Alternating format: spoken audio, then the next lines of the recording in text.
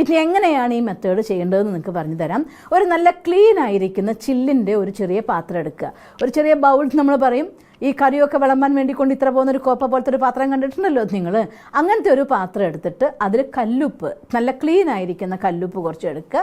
ആ കല്ലുപ്പ് എടുത്ത ശേഷം ഒന്നാമത്തെ സ്റ്റെപ്പ്, നിങ്ങൾ ഏത് സ്ഥലത്താണ് ഇത് ചെയ്യേണ്ടത് നിശ്ചയിക്കണം. വരാൻ പോകുന്ന ഒരു മാസം സമയത്തോളം നിങ്ങൾ ഒരേ സ്ഥലത്തിരുന്നുകൊണ്ട് ഈ കാര്യം ചെയ്യേണ്ടത് അത്യാവശ്യമാണ്. സപ്പോസ് നിങ്ങൾ എവിടേക്കെങ്കിലും പോണ്ടി വരികയാണ് എങ്കിൽ വീണ്ടും വന്നിട്ട് ഒരു മാസം കണ്ടിന്യൂ ചെയ്തോളൂ. അതുവരെ ചെയ്ത റിസൾട്ട് ഇല്ലാതെയാവുന്നല്ല, പക്ഷേ കണ്ടിന്യൂറ്റിക്ക് തീർച്ചയായിട്ടും അതിൻ്റെ പ്രഭാവം ഉണ്ടായിരിക്കും.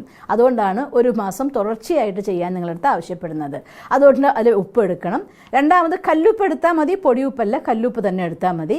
അത് കഴിഞ്ഞ ശേഷം നിങ്ങൾ കുളിച്ച് ശുദ്ധമായി മനസ്സിൻ്റെ എല്ലാ ഭാരങ്ങളും ഭഗവാന് കത്തെഴുതി സമർപ്പിച്ച് മനസ്സിനെ ഫ്രീ ആക്കിയ ശേഷം മെഡിറ്റേഷൻ ചെയ്ത് മനസ്സ് ഞാനും ഈശ്വരനും മാത്രമായിക്കൊണ്ട് ഊർജ്ജം നിറഞ്ഞു നിൽക്കുന്ന ഒരവസ്ഥയിൽ നിങ്ങൾ ആ കല്ലുപ്പിനെ നിങ്ങളുടെ കയ്യിലെടുത്തേക്കാം.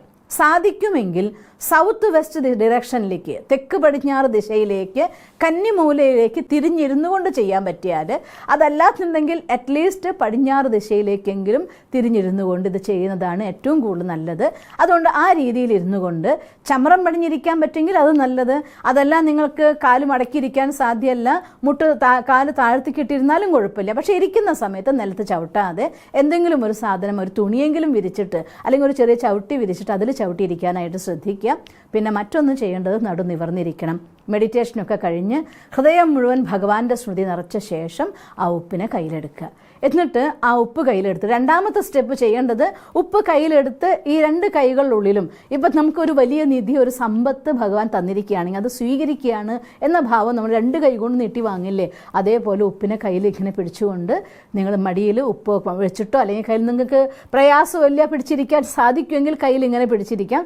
അറ്റ്ലീസ്റ്റ് രണ്ട് കൈകൾ കൊണ്ടും മടിയിൽ കൈ ഇങ്ങനെ വെച്ച് അതിൽ ഉപ്പ് വെച്ചിരുന്നാലും കുഴപ്പമില്ല. ഒരു 5-10 മിനിറ്റ് ചെയ്യേണ്ടതായിട്ടുള്ള ടെക്നിക്കാണ്. അതുകൊണ്ട് ഈ രീതിയിൽ കൈ പിടിച്ചിരിക്കുക. അത് കഴിഞ്ഞ ശേഷം നിങ്ങൾ സങ്കല്പിക്കുക, പരമാത്മശക്തി ഭഗവാൻ തലയ്ക്ക് മേലെ പ്രകാശിച്ചുകൊണ്ടിരിക്കുന്ന ഒരു ദിവ്യ ഊർജമായി, ദിവ്യ നക്ഷത്രമായിക്കൊണ്ട് പരമാത്മസ്വരൂപമായിരിക്കുന്ന പ്രകാശസ്വരൂപം നിങ്ങളുടെ അടുത്തേക്ക് നിങ്ങളുടെ എല്ലാ ആഗ്രഹങ്ങളും പൂർത്തീകരിച്ച് തരാൻ വേണ്ടി വന്നിരിക്കുകയാണ്. ആ ഈശ്വരീയ ശക്തിയിൽ നിന്ന് വെള്ളി വെളിച്ചം പോലെ ഒരു വെള്ള വെളിച്ചം അത് നിങ്ങളിലേക്ക് നിറയുകയാണ്. പതിയെ പതിയെ അത് നിങ്ങളിലൂടെ ഉപ്പിലേക്ക്, കൈകളിലൂടെ ഈ ഉപ്പിലേക്ക് മുഴുവൻ വന്ന് നിറയുന്നതായിട്ട് സങ്കല്പിക്കുക. ഉപ്പ് ക്രിസ്റ്റൽസ് എല്ലാം തന്നെ പ്രകാശത്തിൻ്റെ ക്രിസ്റ്റൽസ് ആവുന്ന പോലെ നിങ്ങൾക്ക് വിഷ്വൽ ചെയ്യുക.